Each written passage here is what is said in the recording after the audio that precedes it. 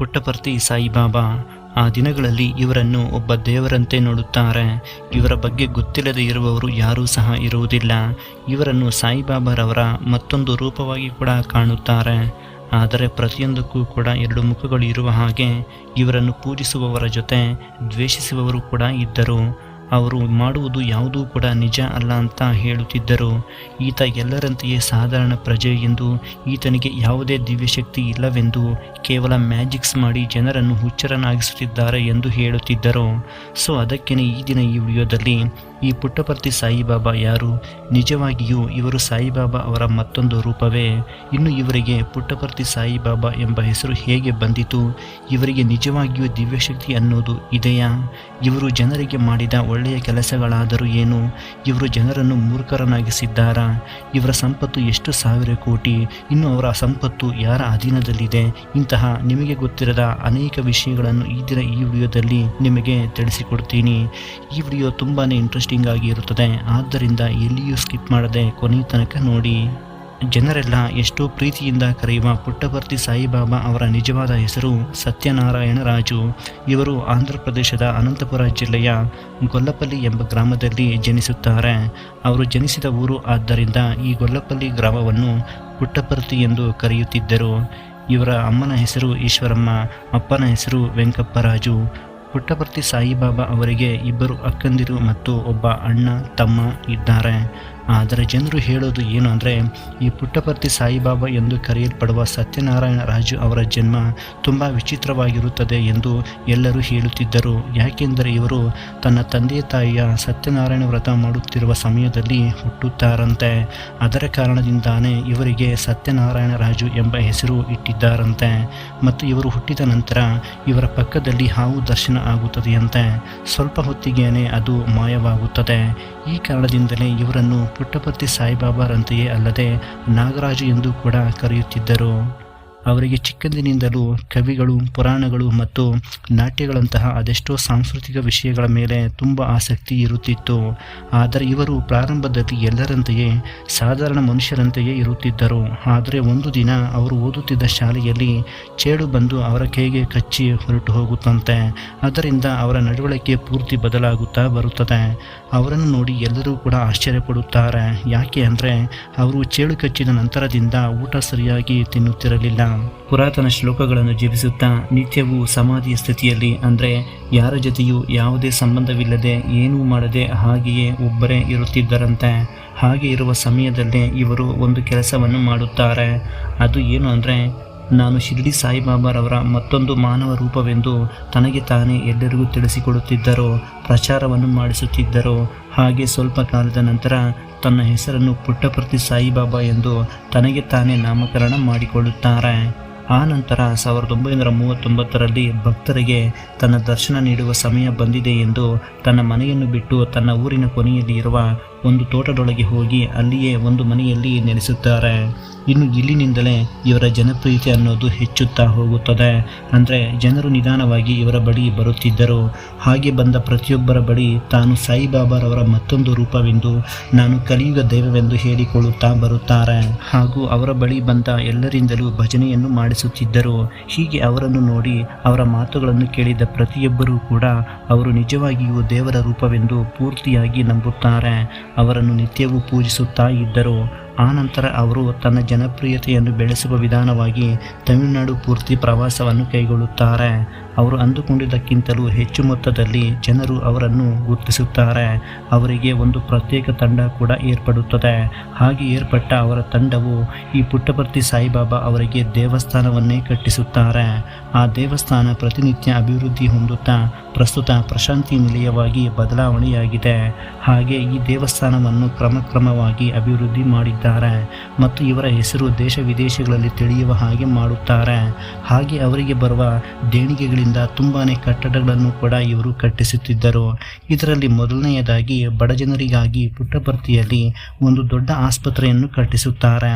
ಆ ನಂತರ 1953ರಲ್ಲಿ ಇವರು ಆಂಧ್ರ ಪ್ರದೇಶದಲ್ಲಿ ಇರುವ ಪ್ರತಿಯೊಂದು ದೇವಸ್ಥಾನಕ್ಕೂ ಭೇಟಿ ಕೊಡುತ್ತಾ ಇರುತ್ತಿದ್ದರು. ಹಾಗೆ ಇವರಿಗೆ 1963ರಲ್ಲಿ 5 ಬಾರಿ ಹೃದಯಾಘಾತವಾಗುತ್ತದೆ.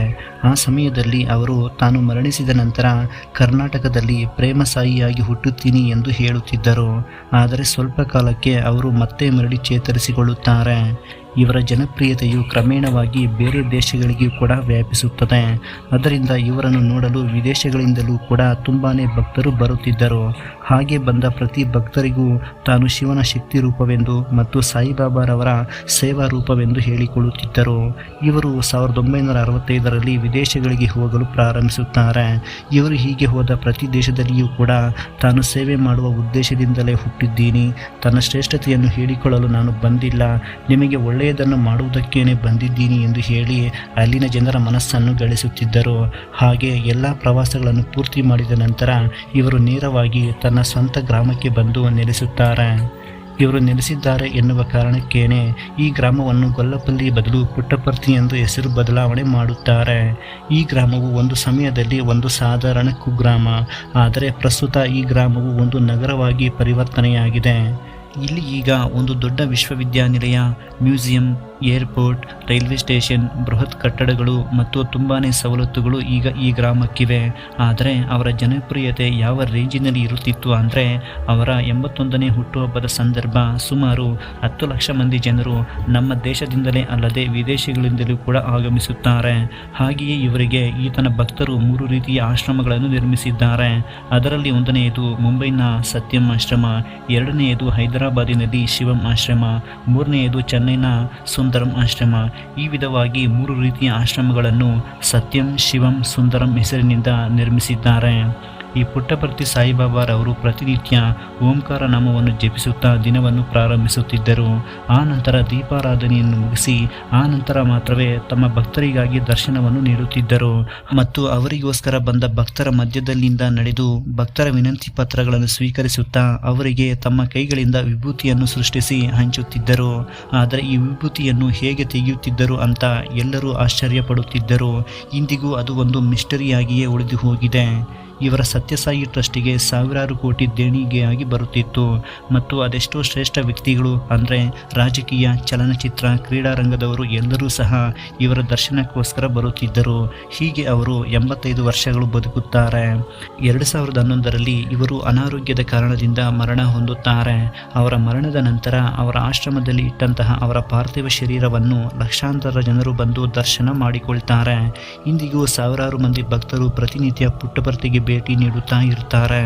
ಆದರೆ ಕೆಲವರಲ್ಲಿ ಬರುವ ಸಂದೇಹವೇನು ಅಂದರೆ ಇವರು ನಿಜವಾಗಿಯೂ ದೇವರೇನಾ ಅಥವಾ ಎಲ್ಲವೂ ಕಟ್ಟುಕಥೆಗಳೇನಾ ಅಂತ. ಅದರ ಬಗ್ಗೆಯೂ ಕೂಡ ಈಗ ವಿವರವಾಗಿ ತಿಳಿದುಕೊಳ್ಳೋಣ. ಮೊದಲನೆಯದಾಗಿ ನೋಡಿದ್ದೆ ಆದರೆ ಇವರ ಕಾರಣದಿಂದ ಎಲ್ಲೋ ಒಂದು ಕುಗ್ರಾಮವಾಗಿದ್ದ ಒಂದು ಗ್ರಾಮವು ಬಹಳ ಅಭಿವೃದ್ಧಿಯಾಗಿದೆ. ಪುಟ್ಟಪರ್ತಿ ಸಾಯಿಬಾಬಾ ಅವರ ಹೆಸರಿನ ಮೇಲೆ ಉಚಿತವಾಗಿ ಶಿಕ್ಷಣವನ್ನು ನೀಡುವ ಸಲುವಾಗಿ ತುಂಬಾ ವಿದ್ಯಾಸಂಸ್ಥೆಗಳು ತಲೆ ಎತ್ತಿವೆ ಮತ್ತು ತುಂಬಾ ಉಚಿತ ಆಸ್ಪತ್ರೆಗಳು ತೆರೆದಿವೆ. ಅನೇಕ ಸೇವಾ ಕ್ಷೇತ್ರಗಳು ಪ್ರಾರಂಭವಾಗಿವೆ. ಈ ವಿಧವಾಗಿ ಅನೇಕ ಉಚಿತ ಸದುಪಯೋಗಗಳನ್ನು ಏರ್ಪಾಡು ಮಾಡಿದ್ದಾರೆ ಶ್ರೀ ಪುಟ್ಟಪರ್ತಿ ಸಾಯಿಬಾಬಾರವರು. ಮತ್ತು ಅನೇಕ ದೇವಸ್ಥಾನಗಳನ್ನು ಕಟ್ಟಿಸಿದ್ದಾರೆ. ಕುಡಿಯಲು ನೀರು ಇಲ್ಲದವರಿಗೆ ನೀರಿನ ವ್ಯವಸ್ಥೆಯನ್ನು ಕಲ್ಪಿಸಿ ಮತ್ತು ತುಂಬ ಮಂದಿ ಅನಾಥರಿಗೋಸ್ಕರ ಆಶ್ರಮಗಳನ್ನು ಏರ್ಪಾಡು ಮಾಡಿದ್ದಾರೆ. ಈ ವಿಧವಾಗಿ ಅವರು ಮಾಡಿದ ಉಚಿತ ಸೇವೆಗಳ ಕಾರಣದಿಂದ ಸಾವಿರಾರು ಲಕ್ಷಾಂತರ ಮಂದಿ ಭಕ್ತರನ್ನು ಅವರು ಸಂಪಾದಿಸಿಕೊಂಡಿದ್ದಾರೆ. ಆದರೆ ಇವರಿಗೆ ಕೆಲವು ಮಂದಿ ಕೆಟ್ಟ ಪದಗಳನ್ನು ಬಳಸುತ್ತಿದ್ದರು. ತನಗೂ ತಾನೇ ಹೊಗಳಿಕೊಳ್ಳುತ್ತಾ ಜನರನ್ನು ಮೋಸ ಮಾಡುತ್ತಾ ಹುಚ್ಚರನ್ನಾಗಿಸುತ್ತಿದ್ದಾನೆ ಎಂದು ಹೇಳುತ್ತಿದ್ದರು. ಆದರೆ ಅವರು ಮಾತ್ರ ಅದೇನೂ ಲೆಕ್ಕಿಸದೆ ಒಂದು ಮಹಾವೃಕ್ಷವಾಗಿ ಬೆಳೆದು ಆ ಮಹಾವೃಕ್ಷದ ಕೆಳಗೆ ಅದೆಷ್ಟೋ ಮಂದಿ ಬಡ ಜನರಿಗೆ ಆಶ್ರಯವನ್ನು ನೀಡುತ್ತಿದ್ದರು. ಆದರೆ ಇವರು ತನ್ನ ಕೈನಿಂದ ವಿಭೂತಿಯನ್ನು ತೆಗೆಯುವುದು, ಬಾಯಿಯಿಂದ ಲಿಂಗವನ್ನು ತೆಗೆಯುವುದು ಅಂತಹವನ್ನು ಮಾಡುತ್ತಾ ಇದ್ದರು. ಇವೆಲ್ಲವೂ ಶುದ್ಧ ಸುಳ್ಳು ಎಂದು ತುಂಬ ಮಂದಿ ಅವರ ಮರಣದ ನಂತರ ಮಾಡಿ ತೋರಿಸುತ್ತಾರೆ. ಆದರೆ ಅವರು ಮಾಡಿದ್ದು ಒಂದು ಮ್ಯಾಜಿಕ್ ಆದರೂ ಕೂಡ, ಮೋಸವಾದರೂ ಕೂಡ ಅವರಿಗೆ ಬಂದ ಪ್ರತಿಯೊಂದು ರೂಪಾಯಿಯನ್ನು ಕೂಡ ಬಡ ಜನರಿಗೆ ಉಪಯೋಗವಾಗುವ ವಿಧವಾಗಿ ಅದೆಷ್ಟೋ ಸೇವಾ ಕಾರ್ಯಕ್ರಮಗಳನ್ನು ಮಾಡಿದ್ದಾರೆ. ಮತ್ತು ಅವರು ಆ ದಿನ ಏರ್ಪಾಡು ಮಾಡಿದ ಸೇವಾ ಕಾರ್ಯಕ್ರಮಗಳು ಇಂದಿಗೂ ಬಡ ಜನರಿಗೆ ಉಪಯೋಗವಾಗುತ್ತಿವೆ. ಅದರ ಕಾರಣದಿಂದಲೇ ಈತನನ್ನು ಒಬ್ಬ ದೇವರಂತೆ ಕಾಣುತ್ತಿದ್ದಾರೆ. ನಿಜ ಹೇಳಬೇಕು ಅಂದರೆ ಅವರು ಬಡಜನರ ಪಾಲಿಗೆ ನಿಜವಾದ ದೇವರೇನೆ. ಸ್ನೇಹಿತರೆ, ಇವರ ಬಗ್ಗೆ ನಿಮ್ಮ ಅಭಿಪ್ರಾಯವೇನು ಎಂಬುದನ್ನು ತಪ್ಪದೇ ಕಮೆಂಟ್ ಮಾಡಿ ತಿಳಿಸಿ. ಹಾಗೆ ಈ ವಿಡಿಯೋ ನಿಮಗೆ ಇಷ್ಟವಾಗಿದ್ದಲ್ಲಿ ಲೈಕ್ ಮಾಡಿ. ಇಂತಹ ಇನ್ನಷ್ಟು ಅನೇಕ ವಿಷಯಗಳನ್ನು ತಿಳಿದುಕೊಳ್ಳಲು ನಮ್ಮ ಚಾನಲ್ನ ಕೂಡಲೇ ಸಬ್ಸ್ಕ್ರೈಬ್ ಮಾಡಿಕೊಂಡು ನೋಟಿಫಿಕೇಷನನ್ನು ಆಲ್ನಲ್ಲಿ ಇಟ್ಟುಕೊಳ್ಳಿ. ವಿಡಿಯೋ ನೋಡಿದ್ದಕ್ಕೆ ಧನ್ಯವಾದಗಳು.